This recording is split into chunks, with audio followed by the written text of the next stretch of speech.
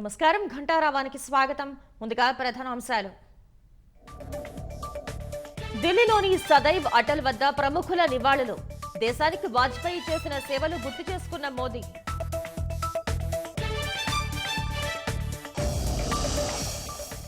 YCP హయాంలో కర్నూలు నగరపాలిక నిధులు దుర్వినియోగం. 2 కోట్లు వెచ్చించి నిర్మించిన ఖానా ఖజానాకు ఆదరణ కరవు. అద్భుతమైన ధారణ శక్తితో అబ్బురపరుస్తున్న సూపర్ కిడ్. పురాణ ఇతిహాసాలను ఏకధాటిగా చెబుతూ రికార్డులు.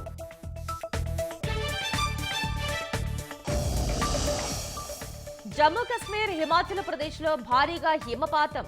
మంత్రముగ్ధుల్ని చేస్తున్న పర్యాటక ప్రాంతాలు.